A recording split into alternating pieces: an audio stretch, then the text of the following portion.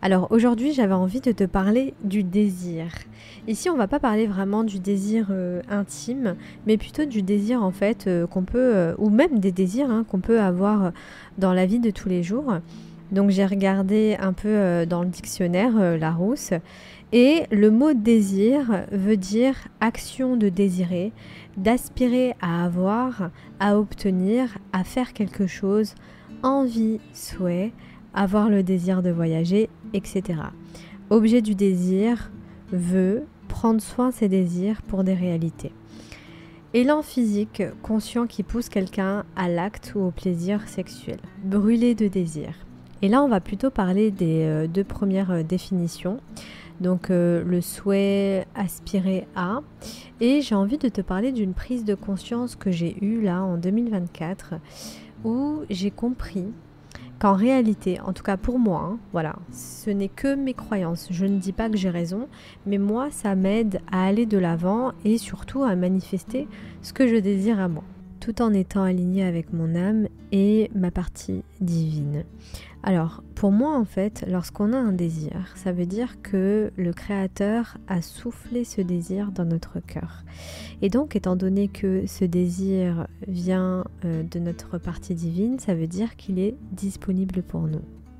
Maintenant, la prise de conscience que j'ai eue, et ça c'est grâce à de nombreux cours que j'ai pris sur, par exemple, la Kabbale, sur tout ce qui était en fait spiritualité, etc. Mais des cours en fait qui sont quand même assez profonds, qui demandent un certain recul sur la vie, une prise de hauteur sur des situations, puisque rien n'arrive par hasard. Donc j'ai compris en fait qu'en 2024, mes désirs sont des guidances. Lorsque j'ai un désir ardent qui vient du cœur, ça veut dire que c'est une direction que je dois prendre pour être le plus aligné possible à mon cœur, à mon âme, à mon guide, à ma supraconscience. Donc Goddess, le fait d'avoir cette croyance me permet d'avoir moins de résistance lorsque j'ai un désir. Et je pense sincèrement que c'est grâce à cette croyance que je manifeste très très rapidement ce que je désire. Plus en fait je suis mes désirs et donc tout ce qui va avec, parce qu'on va en parler un peu plus dans cet épisode de podcast, puisqu'en fait lorsqu'on a un désir, ça nous pousse à aller voir à l'intérieur de nous qu'est-ce qui nous empêche d'avoir ce désir. Des peurs, des croyances, peut-être des émotions qui sont bloquées dans le corps, etc., etc. C'est pour ça que tu as besoin d'outils pour libérer tout ça. Mais au-delà des outils, le fait d'avoir cette croyance profonde qu'en réalité, à partir du moment où j'ai un désir, ça veut dire que ce désir est disponible pour moi, forcément tu seras guidé, si bien sûr tu es à l'écoute, puisque la plupart des gens ne sont pas à l'écoute de leur désir ardent qui vient du cœur, d'accord, parce qu'ils ont peur, ok, c'est tout à fait normal et légitime, mais je trouve que on n'en parle pas assez dans la manifestation consciente.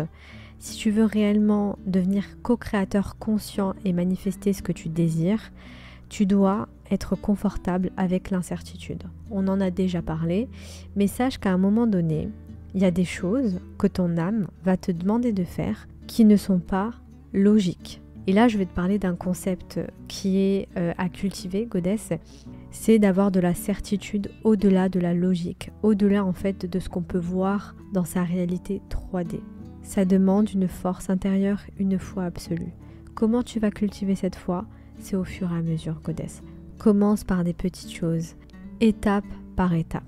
Mais lorsque tu comprends que le désir est une guidance, tout devient possible pour toi et Goddess, accroche-toi, mais plus tu vas travailler sur toi, c'est-à-dire explorer les parties de ton être, apprendre à te connaître et arrêter d'être réactive par rapport à ta réalité 3D. J'en parle un peu plus dans la Sensuelle Goddess Academy, dans le module manifeste qui sera bientôt disponible, mais tout ça pour te dire que et de comprendre réellement dans tes cellules que tout tourne à ton avantage et que tout arrive pour toi et non contre toi, même si c'est compliqué, même si en ce moment tu n'as pas ce que tu désires, en réalité en fait c'est pour t'inviter à aller à l'intérieur de toi.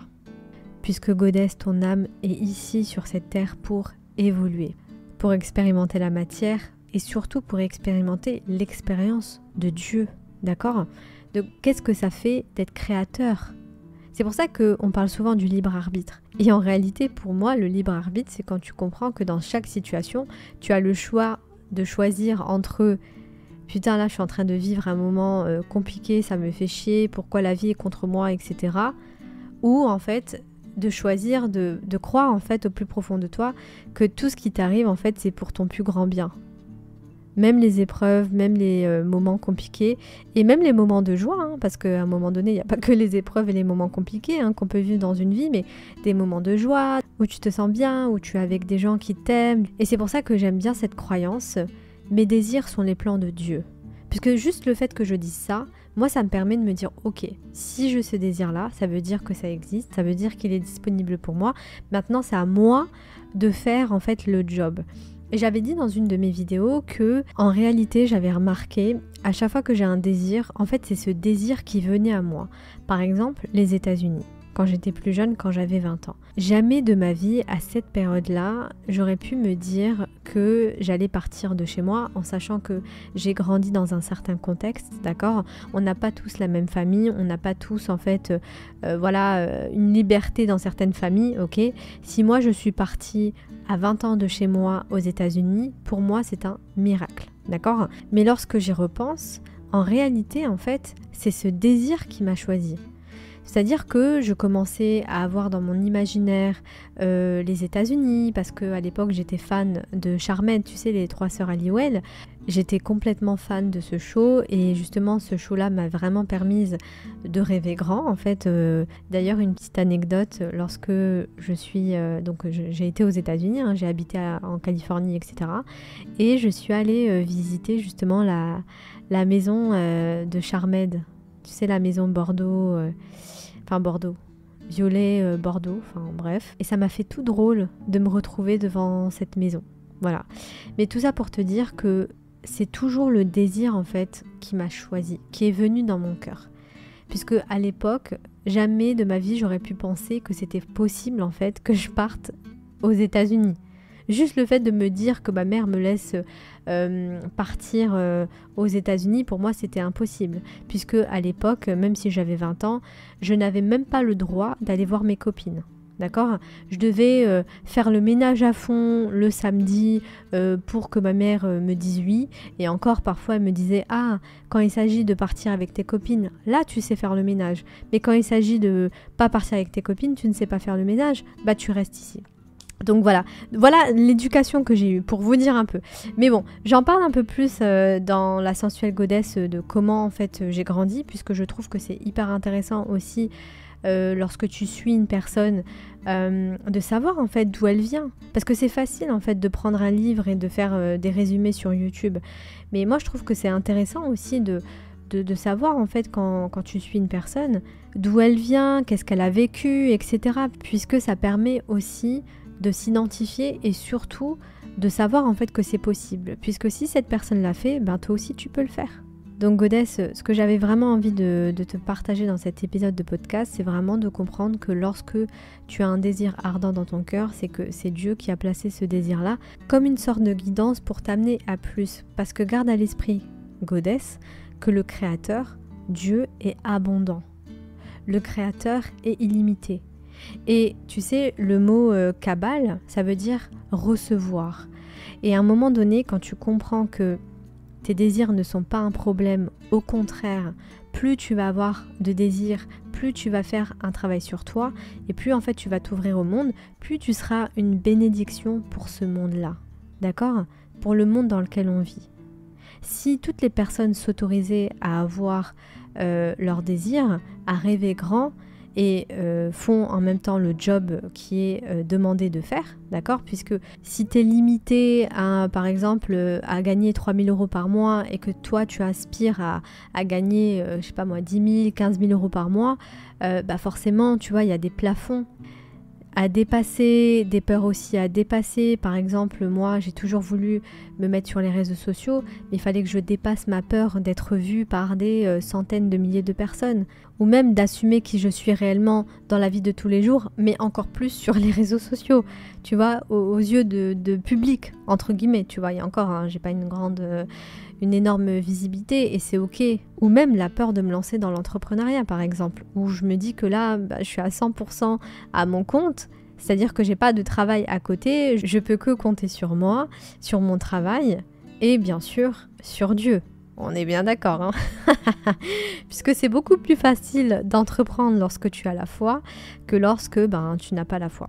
Voilà. D'ailleurs, j'ai beaucoup d'admiration pour les personnes qui ne croient pas à quelque chose de plus grand. Voilà, je me demande comment elles font. C'est pas un jugement, c'est vraiment une admiration parce que moi, perso, je ne pourrais pas le faire. Et d'ailleurs, Goddess, dis-toi que l'entrepreneuriat, c'est vraiment un cheminement spirituel. Puisque dis-toi que ton business, en fait, c'est une extension de toi. Mais bon, j'en parlerai dans un autre épisode de podcast. D'ailleurs, si tu as envie que j'en parle, dis-le moi en commentaire. Vraiment, j'ai envie de savoir, voilà, si y a des businesswomen qui me suivent, des femmes qui ont envie de construire des empires tout en restant femmes, hein, d'accord ? Le but, ce n'est pas de construire un empire comme un homme, mais comme une femme.